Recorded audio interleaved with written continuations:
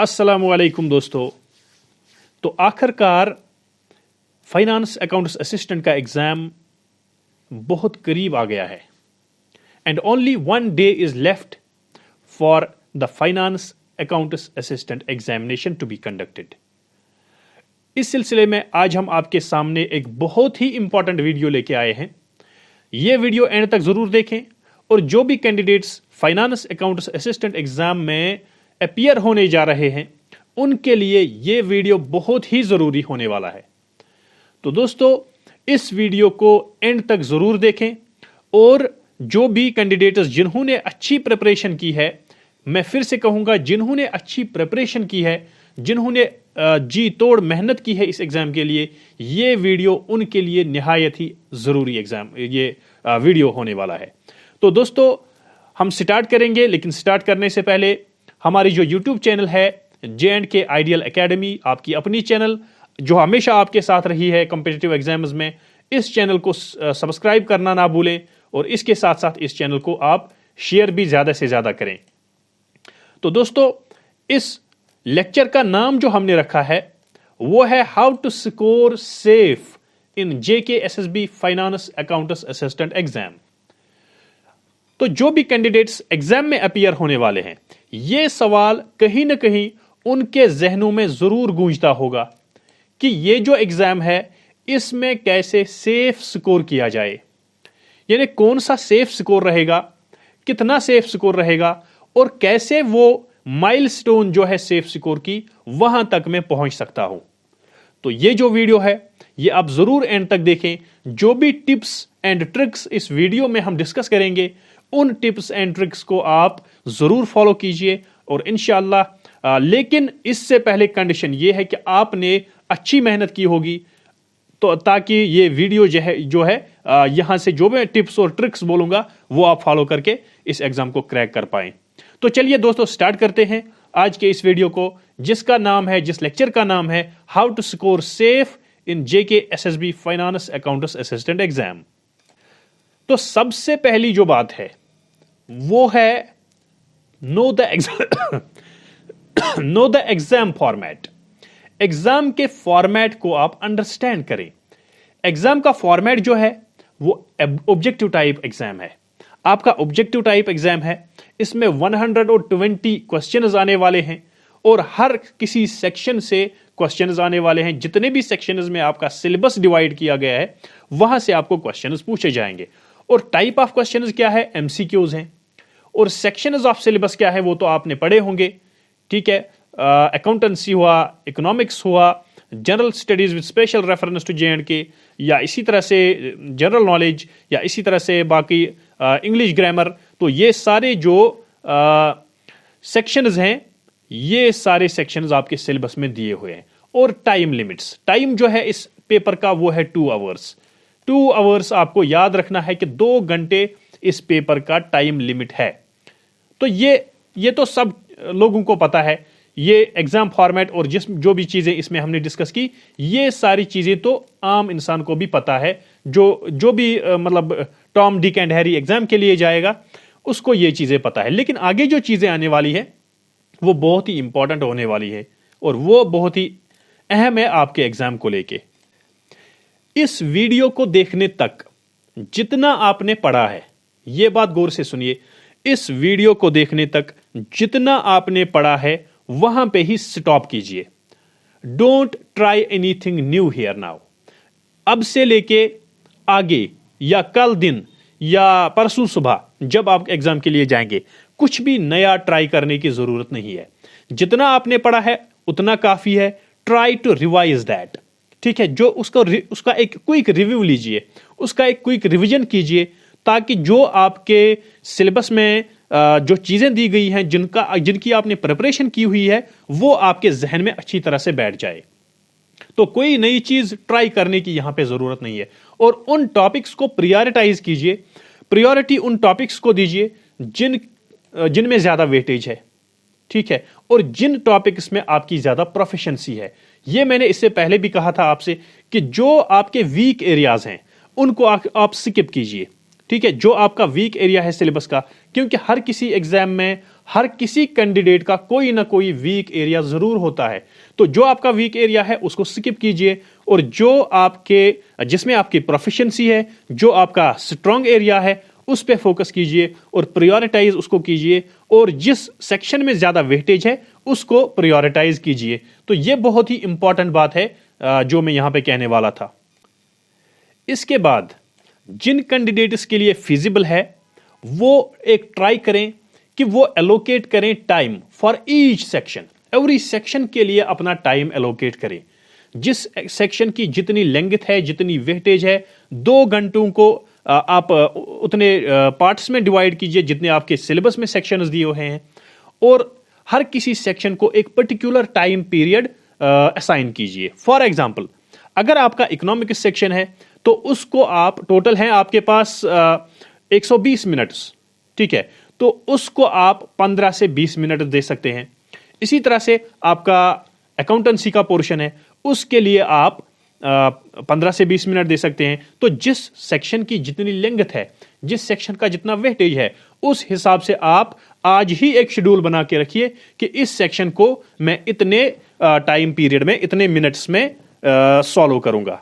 तो इससे क्या होगा कि आपका टाइम जो है वो एफिशिएंटली मैनेज हो जाएगा और इफेक्टिवली मैनेज हो जाएगा, और टाइम की कोई दिक्कत आपको एग्जाम में नहीं आएगी। हमेशा हमने ये देखा है कि बहुत सारे कैंडिडेट्स जो होते हैं उनको टाइम की बहुत दिक्कत आती है। फिर एग्जाम में 120 मिनट्स हैं, लेकिन उन्होंने आधा पेपर भी खत्म नहीं किया होता है जब एग्जाम के 120 मिनट्स खत्म हो जाते हैं। तो ये चीज जो है, आप अगर घर में ही प्रैक्टिस करेंगे, 120 मिनट्स को पार्ट्स में डिवाइड करेंगे, उतने पार्ट्स में जितने आपके सिलेबस के सेक्शंस हैं, तो उस हिसाब से क्या होगा, उस हिसाब से आपका टाइम जो है वो एफिशिएंटली मैनेज हो जाएगा, और इस हिसाब से आप इफेक्टिवली अपना टाइम यूटिलाइज कर पाएंगे। तो यह भी एक अहम इंस्ट्रक्शन है एग्जाम को लेके। अगेन मैं आपको यहां पे फिर से कहना चाहूंगा कि अब एक क्विक रिवीजन कीजिए आप। अब लास्ट मिनट या मतलब लास्ट टाइम में कोई भी आपको नई चीज जो है वो ट्राई करने की कोशिश नहीं करनी चाहिए। इससे क्या हो जाएगा, इससे आपका फोकस जो है वो डाइवर्ट हो जाएगा। जो आपकी ऑलरेडी प्रिपेयर किया हुआ पार्ट है सिलेबस का, उससे भी आपका ध्यान जो है वो हट सकता है। तो इसलिए जो आपने सिलेबस कंप्लीट किया है उसका एक क्विक रिवीजन लीजिए आप, ठीक है, ताकि जो ऑलरेडी आपने पढ़ा है वो आपके दिमाग में अच्छी तरह से बैठ जाए। अभी 2 दिन है एग्जाम के लिए, मतलब 1.5 दिन है अभी एग्जाम के लिए, तो इस 1.5 दिन में आप पूरा एक रिवीजन कीजिए पूरे सिलेबस का। या हमने एक एमसीक्यू कंपेनियन भी बनाया है, एमसीक्यू कंपेनियन 1200 एमसीक्यूज का, वो आप ले सकते हैं। तो उससे आप एक क्विक रिवीजन हासिल कर सकते हैं अपने एग्जाम को लेके। नई कोई चीज ट्राई करने की जरूरत नहीं है। एमसीक्यू कंपेनियन अगर आप हासिल करना चाहें तो डिस्क्रिप्शन में जो नंबर दिया हुआ है उस पर आप हमारे साथ राब्ता कर सकते हैं। You will get that MCQ companion on a mere payment of ₹150। लेकिन ये जो MCQ companion है ये आपके लिए बहुत ही निहायत ही अहम और जरूरी चीज है, और ये लास्ट मिनट में आपको बहुत ही जरूरत की चीज है, ये बहुत ही काम आएगा, ठीक है। तो revision is the key to success. ये मैं बार बार कहता आ रहा हूं कि revision is the key to success in every competitive exam. हर किसी कॉम्पिटिटिव एग्जाम में रिवीजन एक सक्सेस की चाबी होता है। तो यहां पे भी लास्ट टाइम में आप खाली रिवीजन कीजिए, और अगर आपके पास कोई प्रीवियस पेपर्स हैं वो सॉल्व करने की कोशिश कीजिए। अगर 1-2 पेपर्स हैं या इससे पहले भी जो फाइनेंस अकाउंट असिस्टेंट का एग्जाम हुआ था उसको सॉल्व करने की कोशिश कीजिए।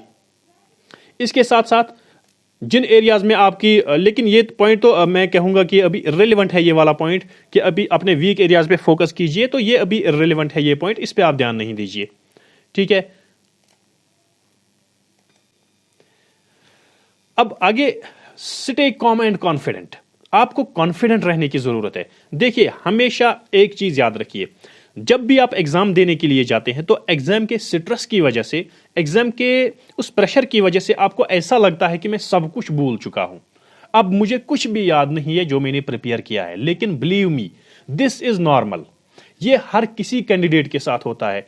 और मैं कहूं अपनी बात कि जब मैं कॉम्पिटिटिव एग्जाम्स देने जाता था तो मेरे साथ भी ऐसा ही होता था, and this is very normal. यहां पे घबराने की कोई जरूरत नहीं है। इंशाल्लाह जब आप एग्जाम सेंटर में बैठेंगे, जब आप पेपर देखेंगे तो आपको सब कुछ याद आ जाएगा, ठीक है। So this is the exam, this is the stress of the examination, this is the pressure of the examination which makes you feel that I have forgotten everything, जिससे आपको यह महसूस होता है कि मैं सब कुछ भूल चुका हूं। तो एक पॉजिटिव एटीट्यूड रखिए, कॉन्फिडेंट रहिए, एग्जाम के दौरान भी और एग्जाम से पहले भी कोई बात नहीं, आप सब कुछ याद कर चुके हैं, आपके पास सब कुछ है, आप कोई कुछ भूले नहीं है। बिलीव मी, ये हर किसी के साथ होता है and this is very normal. So घबराने की कोई जरूरत नहीं है। और keep calm when you encounter difficult questions. अब आपके पास डिफिकल्ट क्वेश्चन आया कोई, वहां पे ही नहीं अटकना है, आपको आगे जाना है, ठीक है। उस डिफिकल्ट क्वेश्चन को वहां पे ही छोड़ दीजिए और आगे चलते रहिए, ठीक है। और you can come to that question at the end of the exam, at the end of the of solving the question paper if the time permits। अगर आपके पास टाइम बचा है तो उस डिफिकल्ट क्वेश्चन पे आप लास्ट में आ सकते हैं। अपना टाइम वेस्ट मत कीजिए। आपके पास 2 घंटे हैं, आपके पास खाली 120 मिनट्स हैं। अपना प्रीशियस टाइम जो है वो आप डिफिकल्ट क्वेश्चंस पे जाया ना करें। जो आपको डिफिकल्ट क्वेश्चन लगता है वो आप छोड़ दीजिए, वो बाद में कीजिए। और जो इजी क्वेश्चंस हैं जिनमें कॉन्फिडेंट है आप, तो पहले वो सॉल्व कीजिए। और जो भी सेक्शन आपको इजी लगता है पहले वहां से चलिए, ठीक है। पहले वो सॉल्व कीजिए, उसके बाद उससे ज्यादा थोड़ा डिफिकल्ट वाला, और मीन्स सिंपल टू कॉम्प्लेक्स आपको जाना है। सिंपल टू कॉम्प्लेक्स, ये स्ट्रेटजी आपको अपनानी है एग्जाम में। इसके बाद जो एग्जाम में इंस्ट्रक्शंस दी हुई हैं उनको मतलब क्वेश्चन पेपर में या आंसर शीट में उनको अच्छी तरह से पढ़ना है, उन इंस्ट्रक्शंस को, ठीक है। And before starting the exam all instructions should be red carefully, ठीक है। जो भी डिटेल्स हैं like marking scheme, negative marking है, ये बहुत ही इंपॉर्टेंट पॉइंट है। नेगेटिव मार्किंग, इसका आप बहुत ही ज्यादा ख्याल रखेंगे, ठीक है। और जो भी स्पेसिफिक इंस्ट्रक्शंस जेके एसएसबी आपको देगा क्वेश्चन पेपर में या आंसर शीट में, आप केयरफुली वो पढ़िए और उनका ख्याल रखिए, उन इंस्ट्रक्शंस का। ये चीज जो है ये बहरहाल हमने पहले भी अभी डिस्कस की है कि prioritise questions you are confident about. जिन क्वेश्चंस में आप कॉन्फिडेंट हैं कि ये मैं अच्छी तरह से जानता हूं, तो उन क्वेश्चंस को आप प्रियोरिटाइज कीजिए, उन क्वेश्चंस को प्रायोरिटी दीजिए। और जो डिफिकल्ट क्वेश्चंस हैं उनको आप छोड़ दीजिए, उन पे आप instead move on the next question and come back to the difficult questions in the last if time permits. अगर आपके पास टाइम बचा है तो आप डिफिकल्ट क्वेश्चंस पे लास्ट में आ सकते हैं। अगर आपके पास 10 मिनट 20 मिनट्स हैं तो उनको आप फिर आराम से कीजिए। लेकिन जो आपके सिंपल क्वेश्चंस हैं, कहीं ऐसा ना हो कि आप डिफिकल्ट क्वेश्चंस पे टाइम अपना वेस्ट कर रहे हैं और जो आपके सिंपल क्वेश्चंस हैं वो भी फिर रह जाते हैं। तो बहुत बार मैंने ऐसा भी देखा है, बहुत सारे कैंडिडेट्स फिर ऐसा भी बोलते हैं, सर मैं इस क्वेश्चन पे अटक गया, तो जो फिर सिंपल क्वेश्चंस थे वो भी रह गए, मैंने वो भी फिर अटेम्प्ट नहीं किए। तो कहीं ऐसा ना हो कि ये जो प्रॉब्लम है ये आपके साथ भी या आप भी फेस करो, ठीक है। तो इसलिए हम इंस्ट्रक्शंस दे रहे हैं कि जो आपके सिंपल क्वेश्चंस हैं वो पहले कीजिए, जो डिफिकल्ट क्वेश्चंस हैं या डिफिकल्ट सेक्शन है वो बाद में छोड़ दीजिए, वो बाद में देख लेंगे। एंड सबसे लास्ट पॉइंट और important point, last but not the least, this is a very important point and you must manage your stress, ठीक है। रिलैक्सेशन टेक्निक्स, ठीक है, सच एज डीप ब्रीदिंग, और अच्छी तरह से मतलब सोना। एग्जाम के पहले एक दिन अच्छी नींद कीजिए। एग्जाम से पहले मैं मतलब आपको सजेस्ट करूंगा कि आप अच्छी तरह से रेस्ट लीजिए। नाइट बिफोर एग्जाम जो है उसमें एक अच्छी नींद कीजिए। 10 या 10:30 बजे सोइए और सुबह आराम से उठिए और नमाज पढ़ के या बाकी जो भी मतलब आपकी मेडिटेशंस हैं वो करके जाइए, ठीक है। तो ये जो है ये चीज़, ये रेस्ट और मैनेज, स्ट्रेस को मैनेज करना, ये चीज़ बहुत अच्छी बात है। और ये इससे आपके एग्जाम के दौरान आप पे प्रेशर नहीं आएगा, एग्जाम के दौरान आपका माइंड जो है वो डाइवर्ट नहीं होगा। This is a very important instruction as far as this examination is concerned. और लास्ट में important tips, these are some important tips. देखिए बहुत सारे कैंडिडेट्स को कभी सीरीज गलत हो जाती है, ठीक है। जब उनको बहुत सारे कैंडिडेट्स यहाँ पे ऐसे भी होंगे जो पहली बार इस एग्जाम में अपीयर हो रहे होंगे, OMR बेस्ड एग्जाम में। तो उनके लिए इंस्ट्रक्शंस क्या है, they must fill the series correctly, ठीक है। This is a very sensitive issue. Fill your roll number correctly, this is also a very sensitive issue. क्योंकि अगर आपकी सीरीज गलत हो जाती है, आपका रोल नंबर गलत हो जाता है, तो फिर इसमें बहुत बड़ी दिक्कत आ सकती है। ठीक है, तो आपका नाम में अगर थोड़ी सी करेक्शन रहेगी तो वो चलेगा, लेकिन आपका रोल नंबर कम से कम और आपकी सीरीज कम से कम ये गलत नहीं होना चाहिए। इनका आपको बहुत ही ज्यादा ख्याल रखना है। एग्जाम सेंटर तक सबसे पहले आना है, ठीक है। एग्जाम सेंटर तक हो सके तो अगर किसी को लगे कि दूर है एग्जाम सेंटर तो एक दिन पहले ही वहां पहुंच के रहे, क्योंकि लास्ट टाइम जब रश होता है ना, लास्ट टाइम जब फिर कोई ट्रैफिक जैम में फंस जाता है, किसी को कोई और प्रॉब्लम हो जाती है, तो दैट डाइवर्ट्स योर माइंड, आपका अटेंशन पूरा डाइवर्ट हो जाता है, आप उसी फंस में रहते हैं और आप एग्जाम का जो मेन मकसद है वो खत्म हो जाता है। आपने अगर कितनी भी प्रिपरेशन की होगी, उस स्ट्रेस और परेशानी की वजह से फिर आप अच्छी तरह से एग्जाम को अटेम्प्ट नहीं कर पाएंगे, ठीक है। और आपके एग्जाम एसेंशियल्स जो हैं, लाइक आपका पेन है, आपका मार्क्स आपका एडमिट कार्ड है, या आपका आइडेंटिटी कार्ड है, या कोई फोटोग्राफ की जरूरत है, जो भी इंस्ट्रक्शंस दिए होंगे एडमिट कार्ड में, वो सब चीजें आप अपने साथ लीजिए, ताकि आप वहां पे पहुंच के आपको याद ना आए कि मैं तो पेन ही भूल गया, मैं तो आइडेंटिटी कार्ड ही भूल गया, और इन चीजों से भी फिर बच्चे स्ट्रेस के शिकार हो जाते हैं। So all these things are necessary. और इस चीज पे मैं अब लास्ट में आऊंगा, this is a very important thing. अगर आपने देखिए इस एग्जाम में तो बहुत सारी वैकेंसीज हैं, ठीक है, बहुत सारी वैकेंसीज। नाउ अगर आपने 85 से अबोव स्कोर किया, ठीक है, लाइक आपने 86 किया, आपने 87 किया, या आपने 95 प्लस किया, ठीक है, बहरहाल मैं कहूंगा कि अगर आपने 85 से अबोव स्कोर किया, ठीक है, चाहे आप किसी भी कैटेगरी के साथ हो, तो फिर आपको क्या करना है? अब आपको तुक्के नहीं लगाने हैं, अब आपको ऐसे ही आंसर्स नहीं देने, क्योंकि आपका ये सेफ स्कोर जो है ये कहीं आपको फिर उल्टा ना पड़ जाए जो आप रॉन्ग आंसर्स करेंगे, क्योंकि इस एग्जाम में नेगेटिव मार्किंग है।